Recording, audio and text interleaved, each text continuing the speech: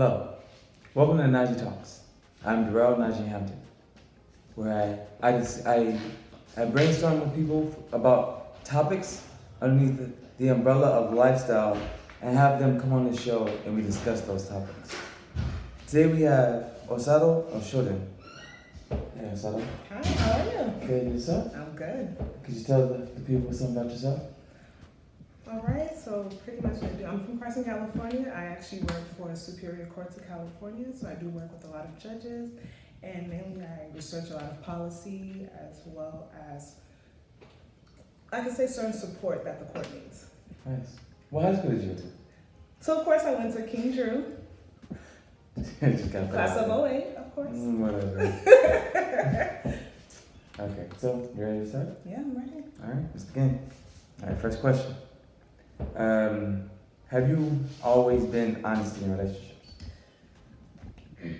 I'll be 100% honest with you. I'm not 100%. Mm-hmm. So reason being is that, of course, in certain relationships I felt like I wasn't 100% honest because it was really hard for me to express myself. So for me, I wasn't as trusting, especially growing up. I had a single mother, and because of maybe what my father did to my mom at some times, I wasn't too trusting. Mm-hmm. So I felt that maybe I couldn't give 100% of myself to the relationships that I've had. So for that, I can definitely say it wasn't very positive. It wasn't very... Sorry, I'm like, whew.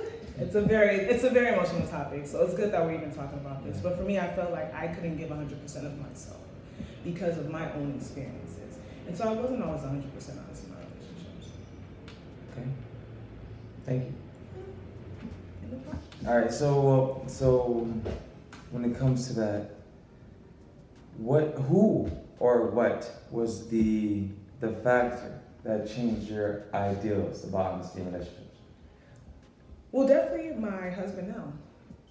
For me, because even, of course, when we first met, I wasn't also 100% honest with him. Mm-hmm. So for me, it was mainly like a reality check. It was like, look, I can't be in this relationship with you if you cannot be honest with me. Because at this point in his life, he was ready to actually settle down, find someone he can actually, of course, be a partner with and have that yoke. But if I wasn't going to give him my 100%, then for him, he didn't want the relationship. So for me, that was kind of, I call that the epiphany of the reason I had to be 100% honest at this point. So thanks, Dan. That's beautiful. So how long did it take? For me, it took about maybe a year after we started dating for me to be like, okay, look, I need to be 100%. If I'm feeling a certain way, if I feel that we need to get something like or work on ourselves more, I need to be able to express that. So it did take about a year. It did take about a year, I won't lie. I can't say it took overnight, but it did take some time for me to be 100% honest. I mean, well, it's in relationships, nobody's perfect. Everybody has their flaws, and it always takes, good, strong, significant other to stay and be like, all right. Of course, yeah. I had a situation like that happen too, but it wasn't like honesty. It was just commitment more than anything else. Okay. So it took me a year to be committed to somebody, and it was all she almost gave up. Oh Lord, but how did it work out? Yeah, no, it worked out amazing. Okay. After that, and so I was really glad that she decided to stay. You know what I'm saying? But I get that for sure. Yeah, that does make sense. Of course.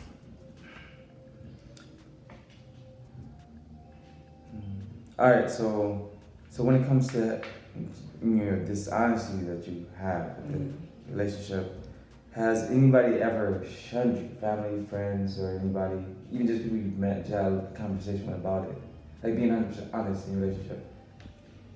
Well, yes, I could definitely say some of my friends, especially during the beginning of my relationship, because I think it's just because as women, we get to a point where we're tired of being hurt, or we even start getting accustomed to a lot of dishonesty from unfortunately men. Right. And so at that point, even starting my relationship, I was like, I expressed the point of me being 100% honest with my significant other, my husband, boyfriend. And at that point, they were just kind of like, why waste the time, and men are already like this, you know, it's very typical. And at that time, my husband actually just moved from New Jersey.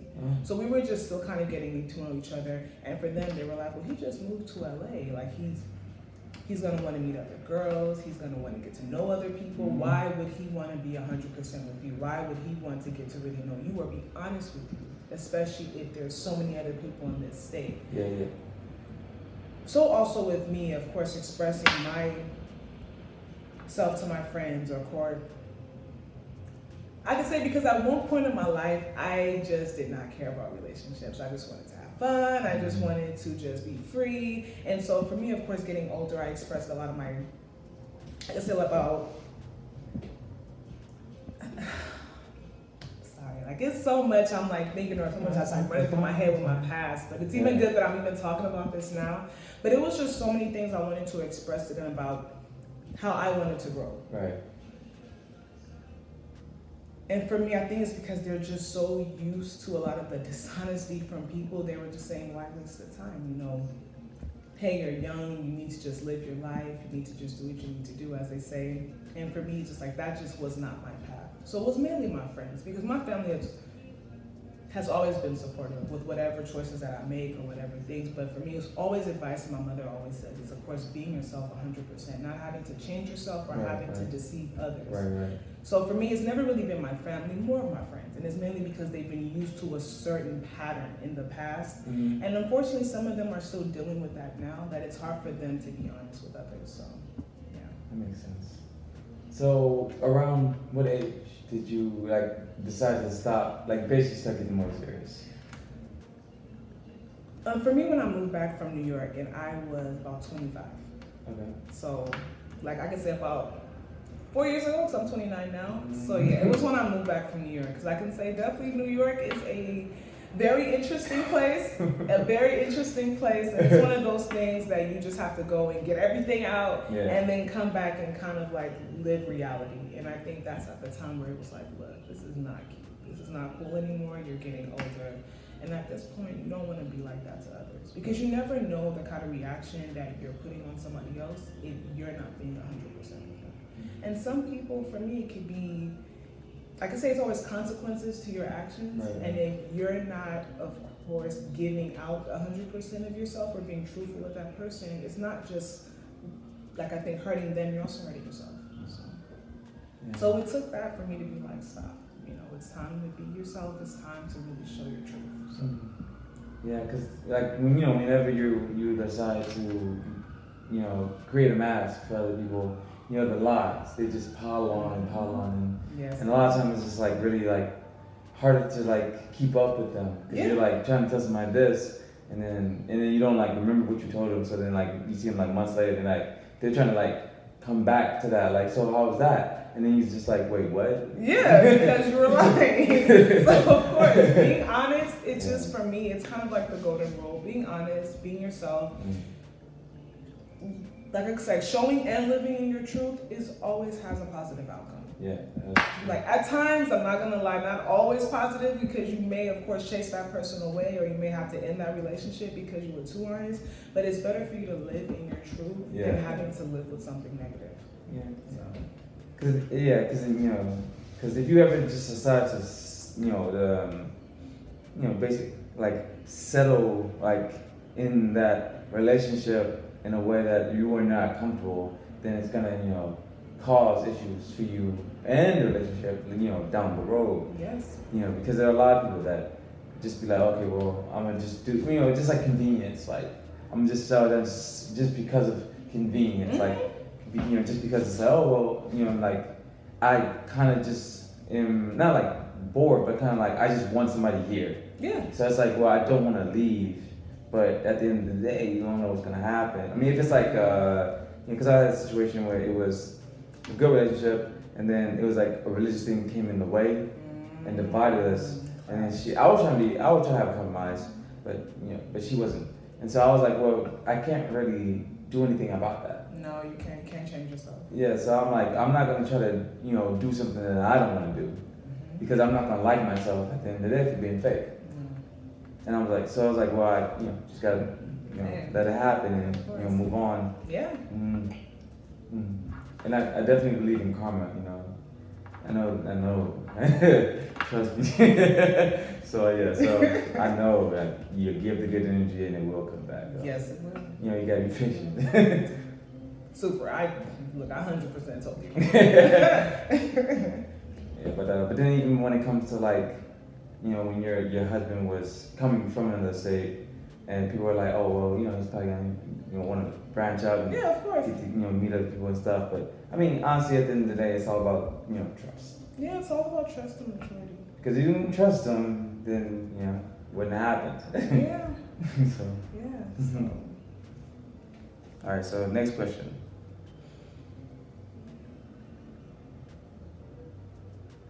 All right. So is this honesty only with your relationship, or do you apply these morals to your family and friends? For me, it can't just be my relationship. It has to be an overall situation. Just because even with my family, like my mom is the closest thing to me. And for me, sometimes being honest with her, we clash. We clash because sometimes I'm too honest and it's like, okay, Osato, like, what are you doing? No, I don't really want to hear it. Because some people don't want to hear things. So they kind of shut things out. And not everything is always going to be positive. It's not always going to be peaches and roses.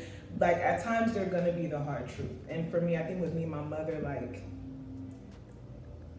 I could say we clash sometimes on that, but then it also makes us closer because she understood what I was trying to say. Yeah. And then, so in the beginning it's not as positive and she's a little bit pissed off, but then after a while she's like, okay, I do understand what you meant and I do appreciate that you said it, but maybe it was the way you said it. Because some people can't really handle the truth a certain way. They kind of want it to be kind of like baby steps or positive energy. You know, I feel that you did. But I think for my mother, my friends know. I will not lie to you. Because a lot of people do not always want to hear the truth.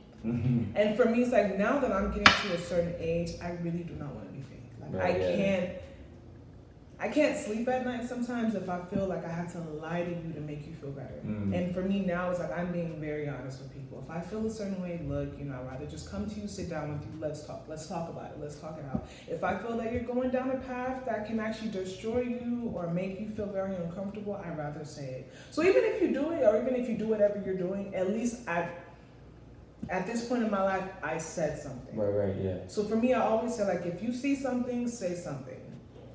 Like, especially dealing with friends, it's not always going to be positive. It's not always going to make them feel good about themselves, but at least you're speaking it. Especially if I consider you a friend. Because if you're a friend, you're pretty much like family. Right. And if I can't express myself to you as family, or I can't tell you, like, hey, I feel like if you do this, it's going to affect you in a negative way, then I'm not a friend. Right. So for me, it's not just my relationships, it's an overall. Because as they say, like I can say in one section, like it does take a village, but not just, and it's not just your relationship that you should think about. If you really have love and show love and want to give love to others, you have to include everyone in that community, not just your spouse or your boyfriend. Whatever. Right. Gotta say the truth all the way around. Yeah. Equality for sure. Yeah, of course. For me, so my mom, me and my mom, we're really close.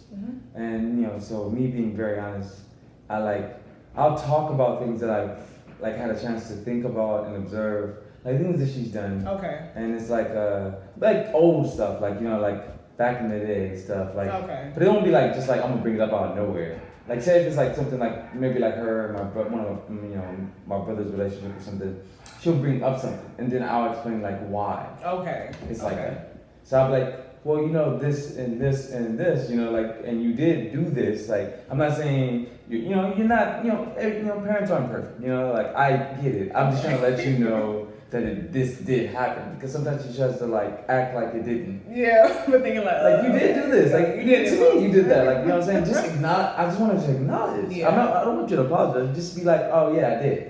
And then move on, you know, like, but she be like trying to ignore it, like it didn't happen, and then trying to change subjects. And I'm like, what are you doing? Like, it doesn't work that way. It doesn't work that way. We got to talk about it, especially when you get to a certain age. Yeah. You know, because as kids, of course, we're not going to speak up because Right. it's like considered talking back. Right. But then as an adult, it's like, all right, like if we're going to be able to respect each other, it's like mom or dad. Now I'm an adult. Right. So at this point, let's able to talk things out now instead of just being as a child. You're like, don't do this. I did this. You're like, okay. Right. So it's like, no, like at this point as an adult, you should be able to express how you feel. And sometimes they are wrong. And they will try to say, well, no, I'm not wrong. But it's like, look, I'm seeing this and you are wrong, but you know, we can fix it. Yeah. So. And then even with like, you know, they're like small things with my family, like, just like, you know, like, but like kind of like, cause like all right, so you know, I'm in chiropractic school, right? And so I have cousins that like keep asking me to like adjust them and everything, and I'm just like, I can't.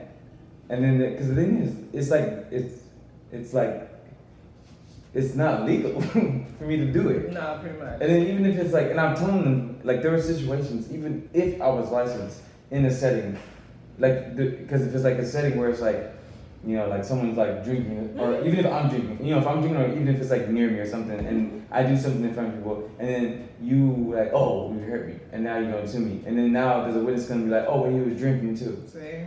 That happens a lot. Yeah. And then they tell us all the time, don't do it. If you're at a gathering or something, don't do it. No. And then even just normal, I'm like telling them, like, I can't do it. Like, you know, like, I'm not a pleaser. Like, I'm not going to be like, oh, well, I want to make you happy. So, like, I don't do that. I'm like, nah, bro. Like, I'm chilling. Like, give me a year. And a year when I'm licensed and stuff, and it's all right. Okay, cool. Yeah, we're good now. So I just be having to repeat, but now they get it though, because it's like, nah, we feel it. Like, they're like, yeah, I got you, you know what I'm saying? But, and then like with like friends, I don't, like, I'm really, you know, because you know, when you're a person that's truthful, you don't like people that lie. Because people that lie become toxic. Oh, yeah. And so you eventually gotta cut off those people, you know, and it really hurts. I mean, it doesn't really like hurt. You get over it. Yeah, you get over it. But sometimes it's like, you know, people that you've known for years, you know what I'm saying? But, I mean, but they've been the same kind of person this whole time. But it's kind of like, if someone was like, the person like, kind of like drag you along all the time with things, with things they were doing, and then kind of force you to lie to people. Yeah, they kind of put you in there with you. And then you're like, can't keep doing this, you know, and then eventually, you know, you get to the breaking point, you know, like, it's like that one thing, that last thing that they do, and it's like, oh, whoa, now I'm just like... See? Well, that's toxic. Yeah. That is toxic. You gotta cut the cord. Yeah. And the thing is, I like, you know, like I was saying about karma, because the thing is, like, when you do that, those things definitely will come back. Like, and I'm like, all right, well, I'll see it, like, you know, because, you know, when people lie, you know, they usually have, you know, it always seems like their life is good. Because of the lies they've created to get there. So like they'll like cut corners and stuff just to get to that, and it looks good. Like, oh, well, you know, at that moment what they're doing looks good because of their lies. But then it's like, I know later on, it's like you're gonna see that person like get what's coming to it basically. And he's just like, all right, well, it's gonna come to me soon. I just don't want to be near it. You know, like, Seriously. I'll watch you from afar. Yeah, no. I'm telling you, you can't have that type of negative space in your corner. It's not worth it. Okay. All right, so on to the next question. All right, so you know, just how we were talking about like parents and like how they're with their children. So even though parents say they'll lie to protect their children, will you be the parent that is always honest to your children? I thought about that. Right. I really thought about that because I feel like in our community, because I'm Nigerian, so for me, certain things in our country, especially dealing with our parents' age, a lot of times they didn't talk about sex with their children. They didn't talk about any type of issues with their children, especially if there were issues that can, of course, as they say, embarrass the family. So we always had kind of like a covering when it came to our kids. So for me, I think just me being like married now, I said when I have children, I really don't. I'd rather be 100% with my children. Just because for me, I never want my kids to find out things as they're growing up. Right. For me, I think that was kind of the case with certain things. My mother would tell me some things, but then kind of not tell me some things. So then it's like, as I got older, it was kind of like, wait, okay, I'm putting two and two together. It's like, what's going on? So for me with my children, like, I'd rather be honest, but of course I'm going to say it in a way that's not too blunt. Yeah. But I'd rather just put it on the table. Here, I see this situation. This is what's going on. I want you guys to know. Because for me, I don't want my kids to grow up and be like, oh, well, hey, mom lied to me about this and this and this, and now I'm finding out, and it's like, what's going on? Because sometimes kids can have resentment. Yeah. And for me, that's just not what I want. I'd rather have that open communication instead of it being when they get older, then they start resenting me. Right. Lied to me about something. And I get it, as parents, you want to protect your kids around certain things, but I feel like once your kids get to a certain age, you should be very honest at this point, even if it's going to hurt them. Right. It's like at that point, it's better for them to be hurt now, forgive you later. Right. For me, then it's like you're keeping this line, and now when the kid gets to a certain age and they find out, then there's resentment. Right. So for me, I always say, if you can be honest, be honest. And for me, if I have that opportunity for sure to have children, I want to be honest with my kids. That's good. I can definitely see what you're saying about the resentment part. Mm-hmm. So for me, it's like it's easier for me because I'm able to like now I'm at the point where I can just break down things and understand it and be like, oh well, I get why you did it. So I'll be able to be like, all right, cool, we good. Like I understand and then so my father passed when I was young, and so I actually thought he was like because I didn't live with him, but he committed suicide. Oh, wow. And so I really thought he was like a coward all my life. So I had resentment towards him because I was like, you ran away from the family, going to the military when his grandmother died, and then he ran away from my mom, my real mom, because my mom was sick. Okay. And then he was like, and then I was like, then you ran away from everybody when you committed suicide, because a lot of people heard about that. You know how it is. That's how it is with suicide, So I was like, yo, you just a coward the whole way through, But then when I was in undergrad, the relationship I was telling you about, it went down south. She was really depressed, and so I had to, break up with her in order for her to get better. Yeah, of course.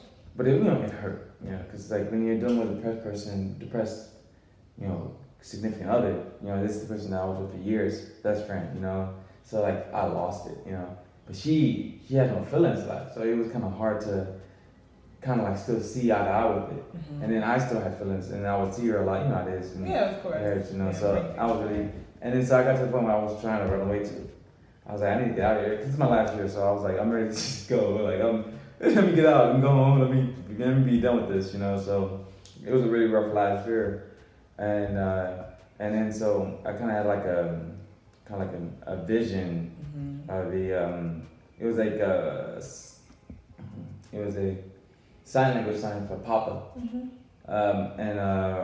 so I just went to sleep on it and did the little sign language for the father, and then so my father came and spoke to me, and so he basically was just like giving me insight on like his what he was doing and like kind of like helping me understand like what I was dealing with at the time. Yeah. He was like, everybody goes through heartbreak, So it's like just getting through it, growing strong after it, whatever. And it's like, and he was just explaining himself, kind of, giving me a better understanding of how he was. And then later on in life, I ended up like hearing from my family. Actually, my grandmother, she's like bedridden. She had a stroke some years ago.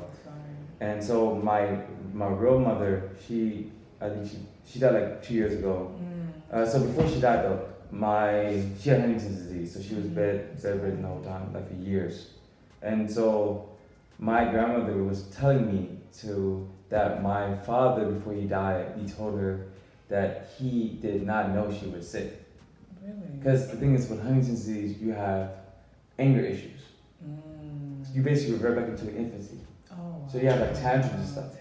And so everybody thought, because the thing is like, my uncle, who was my brother's like really close sibling, they hung out together, and then like, so my uncle's wife and her sisters, they all got my dad and stuff, so they knew my mom. So they were telling me stories, and they was like, yeah, we thought she was just crazy. Interesting. So when you're ignorant, you don't know. So you're like, oh, ignorance is bliss. You're just like, oh, she's just crazy, let's go. And so like, they already had us. They were married, and he thought she was just crazy, so he was like, I'm gone. And so apparently before my dad died, he told my grandmother that he was sorry, and he had, for leaving, because, it was a mistake for leaving. So he regretted it. And so then I ended up telling my mom, and which is interesting because I feel like that was like the last thing she needed, because like not too long after that she did die. So I was like, I felt like maybe that was the last thing she needed. Like I think I felt like both my parents had like that last like regret in life that they needed to get over or just like hear it and everything. I'm like, yeah, that's crazy though. But it's like, it makes you, realize like you don't have regrets in life, No, you can't. No, seriously, you can't. It's So- not worth it. And then so then I just like really started like I don't even because the thing is I guess it was like because people always told me like I looked and acted like my father, but my oldest brother is named after him. And the thing is, growing up, I didn't like to be compared to people because especially like I'm the youngest, and then I was compared to my oldest brother, who by the way just graduated from medical school yesterday. Nice. Congratulations, bro. Go ahead. But yeah, so you're always compared to him, and so it's like a pedestal. So, and then you like, I kind of because the thing is, once I went to Tuskegee, I ended up doing like everything they didn't do, any of my siblings. So I did everything separate from them. It was, yeah, it was like that, but it wasn't like in a full rebellion. Like like some people. I was gonna say that. I was gonna say that. Like, was it like rebellion? No, but it was like a. I don't know. It's kind of like. Because I mean, I went out of state. All my siblings went to school in California. Yeah. And then so I went to HBCU at that. Only one that went there. I became a Freemason. Everybody else agreed. Of course. And then I was like, all right, I'm gonna do something else. You know what I'm saying? Found the major I got into was something different, but it actually prepared me for being in grad school now. And then the grad school, it just like came into my lap kind of in a way. It was like signs and like taking them and accepting them and going. So I was like so everything just flowed. And I just, and then I just came back and, went to school, whatever. But the thing is, like, I didn't really care about the doctor thing. You know what I'm saying? That's not a thing for me. But the thing is, I care about, because the thing is, so in undergrad, I started to become more into my health because the thing is, all my life, I was hearing that parents lie. So, no, I mean, like, this is an example. No, So the example is, my mom was like, diabetes is genetic. You're going to get it. Because she had it. Well, I mean, the one that raised me. She was like, she's my great aunt. So family. So she was like, your family, it has it, you're going to get it, basically. And I'm just like, so the whole time I'm thinking it's really going to be a thing. No. And then so when I was in undergrad, the classes I was taking, basically like science-based classes. And so we were talking about diabetes, and I was just like, wait, this is not genetic. It's just traditional. Yeah. So basically, it's just on how we live and how we eat. Yeah. And how we treat ourselves. Yeah. And so I was like, oh, well, if I just change that, then I just change everything. Yeah. And then so then I ended up, that wasn't the main reason I became vegetarian, but it was like part of the reason why I became vegetarian. And so so I've been vegetarian strong, you know what I'm saying? So basically it's just like my whole life has been about prevention. And the thing is, it's like, we study, even it's weird because Huntington's disease, it's not really much about it, just like the basic stuff about it. And they're like, oh, well, there's no treatment or whatever. And then so the thing is, but it's still genetic, so we can still get it. And so, but the thing is, my mother, I heard stories from my mother's sister, about them in the past, because at the time, our parents were in the generation of, cocaine and stuff as a social drug. And so I was like, they did it hard, heavy, addicts and stuff. And so the thing is, I know that when you do those drugs, it weakens your brain. Yeah. And so the thing is, I'm like, okay, well, and then so now I don't do none of that. I'm like, I'm good. No, that's good. And the thing is, if I keep my brain strong, then it's like, because the thing is, the reason why she actually showed symptoms early. And so I think it's because the thing is, Huntington's is a neurological disease. And so if she already had a weak brain, there's nothing fighting that. So I feel like if you keep a strong brain, strong body, strong mind, everything else, I would feel like if anything, I would have less symptoms than anything else if I didn't have it. Yeah. So I feel like the best thing to do would be for prevention than anything else. And so that's why because I had met a black chiropractor in Decatur, Georgia. And so we were just talking about being basically living basically having a prevention life, living having a holistic, alternative lifestyle. And so we just on the same page about it. And then he was just like, yeah, chiropractic is like that basically. That's cool. And so that's dope. So basically it's and then so as I'm in it, I'm learning still because I don't know anything about it. So as I'm going into it, I learn so much. Everything, I think of chiropractic, the schooling as a comparison to Hogwarts. Yeah, Interesting. it's like magic. Interesting. Because the thing is, we have these labs, we go into classes. We have a class of a lab, a few hours a day. And we go in there and we do adjustments. We learn adjustments. So the adjustments are basically like quick, you know what I'm saying? Quick, changes to your body. And then the thing is like, you're like, oh, well, something hurts, right? And then I'm like, boom. And then you're better. Nice. That's the magic. That's cool. And so like, and then it's like cool. It's like a garage because you like go into the lab and you can like work on each other. Like, oh, like, you know, like what's up? Like, boom, boom, boom. What's up? I got you. Like, so and then like all the teachers and our faculty are all like really like kind of like rebels. Like they just like telling the story. Like 'cause the thing is like, because chiropractors are looked at as like crazy. Back in the day, they really did think we were. So interesting though. I never really thought about that. And the thing is, like, we still are, and people still underestimate us as it is. So we're still climbing, but things they still underestimate what we do. And so that's the thing is like we're all rebels, so they tell us like, you know what I'm saying, like, so it's like I can really like see it as being something that's like a hidden gem. And you're like, 'cause the thing is, my school doesn't even need a test to get in. Like LSAT or a jury or MCAT or whatever. And it's like, so the thing is, you can be a doctor without doing that. You gotta make it through it though, of course. But the thing is, it's like, that's really dope when you think about it. That it's is like dope. really underestimated. That is dope because it's funny. Because actually, my husband's uncle, he actually is a doctor of the same field. Okay, nice. Oh, dope. He's been a doctor for, oh my God, at least over more than 20 years in the same field that you're talking about. So yeah, he's in that type. I think so. Now he's even on the board. So at times they have to fly him to China, and then he does like a lot of presentations and everything. Because of course, holistic and like it's so crazy. Like when he talks to us about it, I'm like, oh my God, like I didn't even know. Because sometimes some people are so dependent on science. Some people are so dependent on Right. So it's like no, there are other things that. Yeah. Sometimes it could be unexplainable, but it does work. Right. And I feel like, of course, I think this whole country sometimes is ignorant to that fact. And I feel like we really need to open our minds and learn other things because there are things out there that are curing people. There's other things that, science cannot always explain. Right. And I'm even happy that there are programs for that. So more people can be in tune to what's going on. More people can help our masses. Yeah, like even so, I never realized my mom would have been so open with things that have changed, but she's really been very supportive. That's good. And the thing is, even like now, because it's like the things I've learned with alternative lifestyles, I'll talk to her about it, and she'll actually like listen and like try it. And so it's like certain things she would change. Because I remember there was like times when she would like alter out certain things that she would eat and stuff, and then like after a while, she ended up getting off some of her prescriptions. That's good. Yeah. So like it made me happy because she's like she has like it's like I don't know what you call it. It's like a big old thing, and each one has the different medicines. Oh yeah. The little containers for like the. No, the big one though. Oh, it's a big one. Yeah, and so it's like. Oh wow! I've never seen it. Yeah, man. But that's dope that she's already like changing, and because of that, she doesn't even have to take certain types of medications anymore. That's good. Seriously, that's dope. I'm telling you.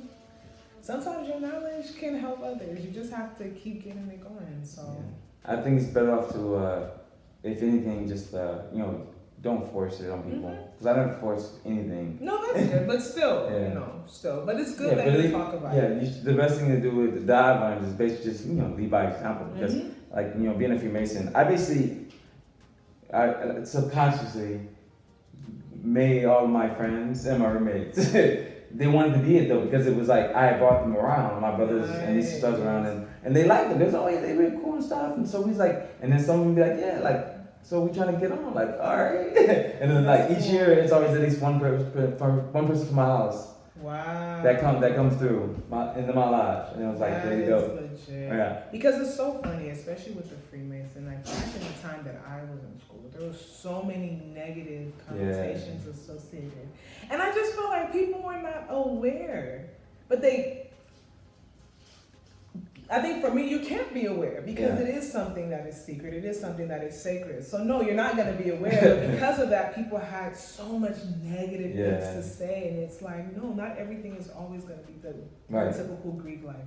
Right. For me, there are some organizations that are very sacred, and they have their own, I can say, their own ideals. Mm-hmm. And for me, people shouldn't judge upon that. Because they speak, so many negative connotations. Oh, it's a cult. Oh, they're doing this to people. They're like, the whole desecration. And I'm like, oh my God, like it's like people don't even know what's going on. It's like, for me, I can't blame you because you don't have the right to know what's going on. Yeah.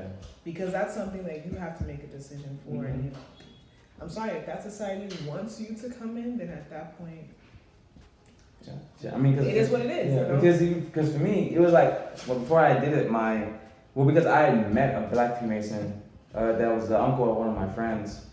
And so he was just like, you know, he was a cool dude. Like, I don't know, that's dope, you know. Like, I didn't really know a lot about it. And then I was like, I remember before I did it, I was like talking to my friends about it. And, you know, everybody's like comparing it to Illuminati and worshiping the devil. And I'm just sitting there like, but the thing is, I had such curiosity. And I'm just like, well, the thing is, I met one. And I was like, he didn't seem like he worked for the devil. Or if anything, he was just like, cool. Like, so I'm like, and then so I was like, well, if I don't like it, I can just leave.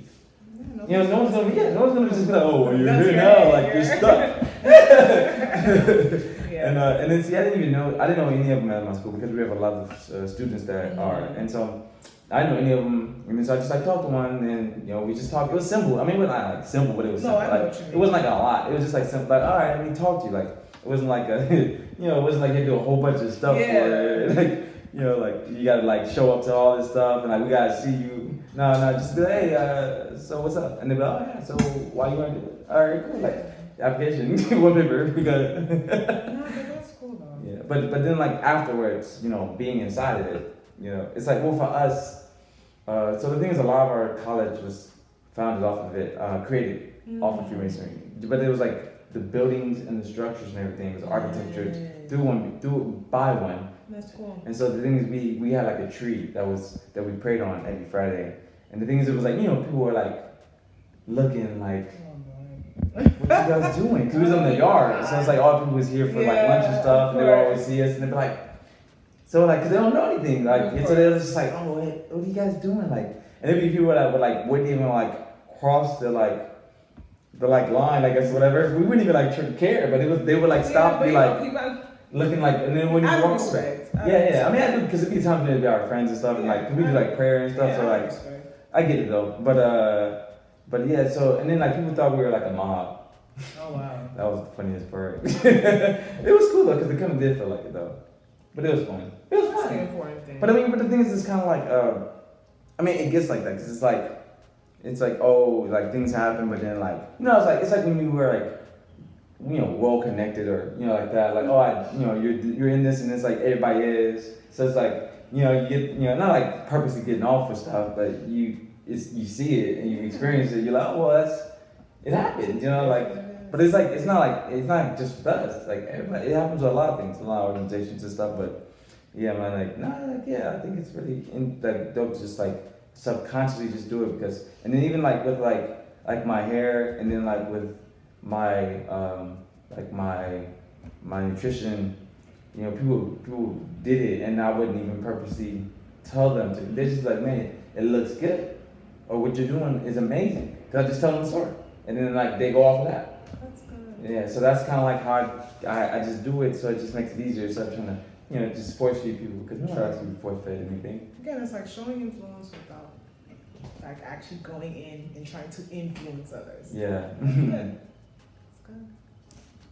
Man, but this was a good topic. Yes, it was. No. Seriously, I enjoyed it. It's good to express yourself. And it's good to actually express yourself so others can see your story and try to, learn from it. So, yeah, but thank you for having me. Yes, thank you for coming on. Oh, same here. Thank you. All right, guys.